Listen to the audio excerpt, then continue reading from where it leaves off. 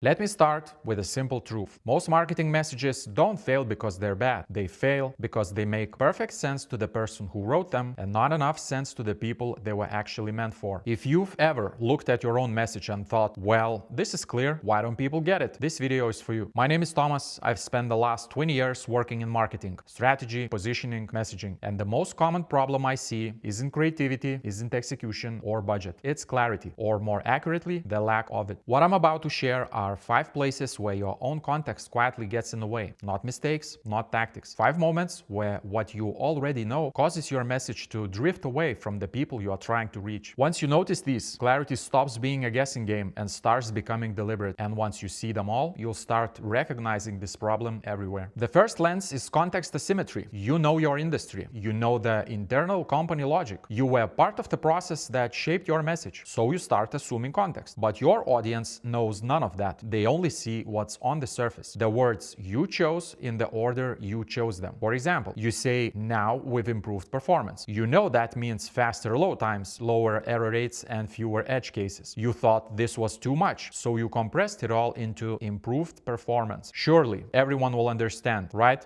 No, all your audience hears is a vague promise they've heard before. And the moment your message assumed shared context, clarity collapsed. True clarity means this: 10 out of 10 people understand your message at a glance, the first time they see it, with zero insider knowledge. And everyone understands it in the same exact way. If people interpret your message differently, clarity is not there yet. And this gets even more dangerous when you move to relevance. The second lens is problem misalignment. You've worked hard on the product. You know the ins and outs of it. You know which features lead to which benefits, and there are many. So you naturally start stacking features. But your audience isn't thinking in features. They are thinking in problems they already feel. For example, you explain how your tool automates workflows. In the meantime, they are worried they'll miss a deadline and look incompetent. When you lead with features, you are asking people to translate relevance on their own. True clarity anchors the message to one real felt problem and lets the product exist as the solution. If the problem isn't obvious yet, no features will ever matter. And even when the problem is right, messages still fail because of language. The third lens is language compression. You're trying to fit a lot of meaning into a short message. So you start using summarizing words like quality, innovative, efficient. They sound good and they feel safe, but they mean different things to different people. For example, high quality. It means durability to one person, status to another, and reliability for somebody else. When you compress meaning into abstract words, your audience expands them back using their own assumptions. And that's exactly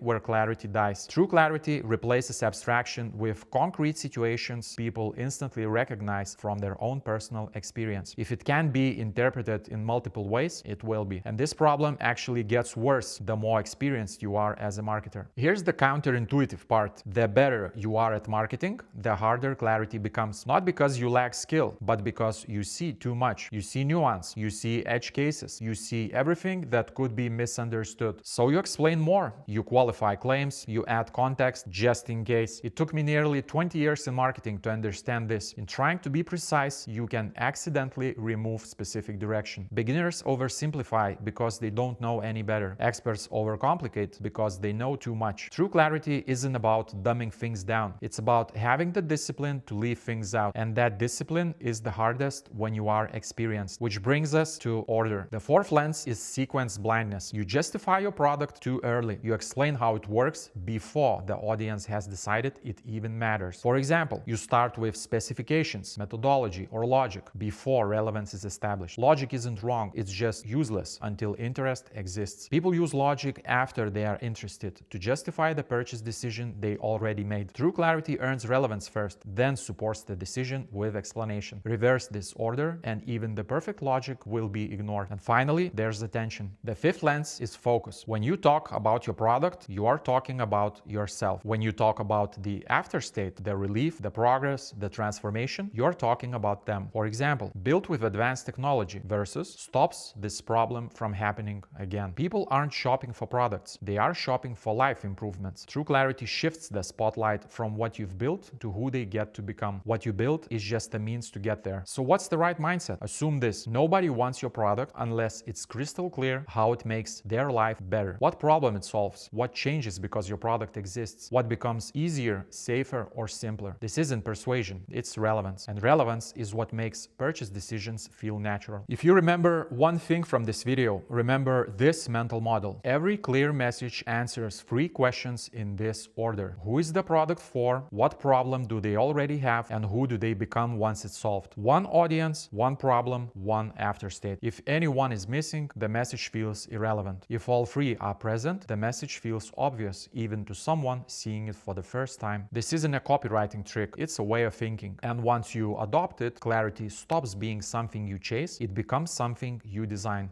This channel is about marketing clarity, not hacks, not trends, not shouting louder, just learning how to say the right thing to the right person in a way that makes choosing feel safe. If this way of thinking resonates, subscribe. In the next videos, I'll break this down using real examples, campaigns, positioning decisions, messages that worked and failed, and show how clarity changes outcomes. Thanks for watching.